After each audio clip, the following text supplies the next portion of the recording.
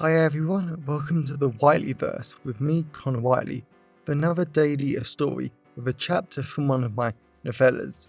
Before I start today's chapter, please remember to like, comment and subscribe to the channel so you don't miss any new content, and the engagement really helps the Whiteleyverse with the YouTube algorithm.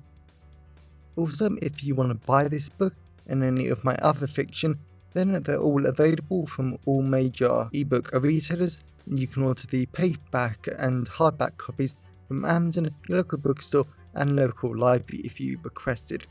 Also, if you want the AI generated audiobook, then you can get it from selected audiobook platforms and library systems like Kobo, Spotify, Barnes & Noble, Google Play, Baker & Taylor, Biblioteca and Overdrive. Now, here's today's chapter. I hope you enjoyed as much as I did writing it. Chapter 1. I always like to admit that I've lived through a lot as a person. I was alive and living and fighting in the First and Second World Wars, and I'm still alive to this very day, but there are events in time and space that do actually leave me feeling very shaken and confused and rather upset as a person. And the death of the Queen of the UK was surprisingly enough one of those times. Sure, I'm British, so I do like the monarchy, and they actually do a lot of amazing work for charities, the British people and the poorest in our society, but only in death did I realize just how much she meant to me. You see, my name is Matilda Plum, a superhero in the psychology, counseling and therapy sector of the world, so it's basically my job to travel round making sure people's mental health is okay and helping people solve problems. And thankfully all the myths about psychologists are my powers, which I really have a feeling might be a great benefit on a day like today. Surprisingly enough, and I seriously don't know why this didn't dawn on me sooner, but with it being the Queen's funeral today, travelling around London was an absolute nightmare. So instead of travelling around London with my superhero friends, checking up on people and making sure everyone was okay, I was instead standing on a very busy street corner with the rough, polished cobblestone of the pavement under my feet, surrounded by tons of different people. I actually didn't mind the sheer amount of people around me, for a change. Their conversations about what the Queen meant to them, how amazing the Queen had been, and how excited they were about the new king was all rather interesting. And it was so nice to sense the sheer excitement and joy, with a slight undertone of sadness coming from them. When I had been travelling up to London from my home city of Canterbury, I had been concerned about finding everyone depressed, crying, and my superhero powers would be stretched to their limits. Thankfully that wasn't the case though, and I was very glad about that. All the people around me were from all different corners of the UK with their great different accents. They were definitely from all different classes judging by their fashion choices, but all of them were happy and united in their reason for being here. To pay respect to a great woman. But even I have to admit something here, I was flat out not impressed in the slightest that I had actually had to get up at 3 a.m. in the morning to travel here, so I could search these damn areas and all of London, before viewing the Queen's coffin ended at 6:30 a.m. I mean, that is a stupid time to get back, and when the next monarch dies I am so picking a different shift, and instead one of my superhero best friends Jack or Daniel or even James could do this shift instead. I am not doing this sort of shift ever again, mark my words. The sound of church bells ringing in the distance, and the even more distant sound of people talking and crying, made me weakly smile in the direction of Westminster Abbey.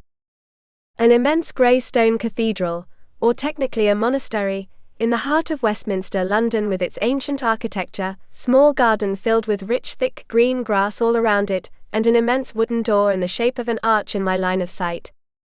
I was amazed at the thousands of people lined up, perfectly calm and upset outside the Abbey's wooden door, as they waited to get into the Abbey to see the wooden coffin of the Queen before the Abbey was closed at 6:30 a.m, so everyone could start preparing for the state funeral. Personally, I have never been too bothered with the idea of lying in rest and going to see a famous person's coffin.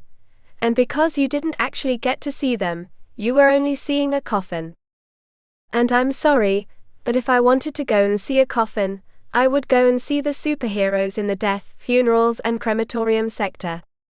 Yet the more I focused on the thousands of people lining up to go inside, the more I felt something weird going on inside of the line.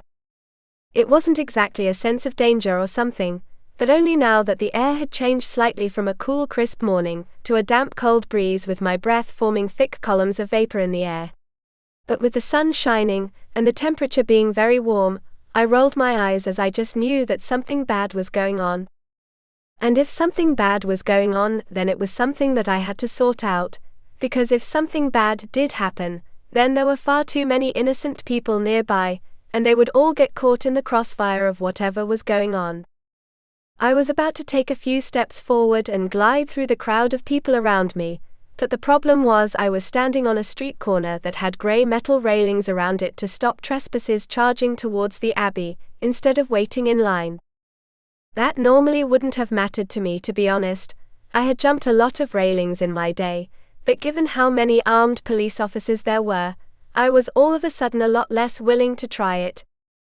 Thankfully, being a superhero psychologist does have its advantages, and come to think of it, I actually don't know of any disadvantages in the slightest. I carefully glided through the crowd, smiling and sending people warming, comforting and calming thoughts as they moved out of the way for me. Then I got to the very front of the crowd, and placed my hands carefully on the icy cold grey metal railing in front of me, and smiled at a very cute female and male police officer. As one of my superpowers is mind reading, when I hear someone talk, and the two cute cops were talking to each other, I instantly knew they weren't together. They were very good friends, and amazingly enough they were superheroes in the security, policing and crime sector. "Matilda," the cute man said. Now I really have to admit that I was surprised as hell that the very cute man wearing his sexy tight black police uniform, smooth skin and perfectly round face actually knew who I was. I don't think I have ever dealt with their sector before, so I have absolutely no clue how they know me. Yet I really didn't like the look of the very cute man and woman, with their automatic rifles. I just don't like guns or any weapons. "You know me?" I asked. Both the cute man and woman just smiled and looked at each other. "You're famous, Matty," the woman shouted.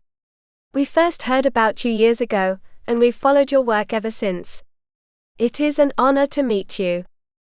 I had no clue I had a fan base in the superhero world. Sure, I know I got up to some cool things from time to time and even defeated a rogue god before, but a fan base, that was a new one. The temperature dropped even more, my skin chilled and my breath became like fog. But the weirdest thing was that I was the only one. Not a single other person's or superhero's breath was like mine. "You see my breath, right?" I asked. Both the cop superheroes nodded. "I'm Danny," the cute woman said with her long sexy blonde hair, tight-fitting uniform, and somehow she managed to radiate sexual confidence and attraction towards me. I really liked both of them. "I'm sensing something weird coming from the lines of mourners going into the Abbey," I said. "I need to get in there, please." "Go on, Frankie," Danny said.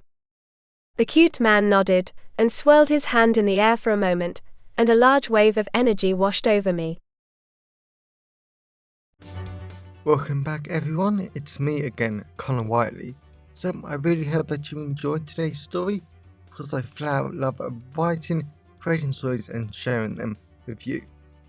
If you really enjoyed today's story, then please remember to like, comment and subscribe to the channel so you don't miss any new content, and the internet engagement really helps the Whiteleyverse with the YouTube algorithms.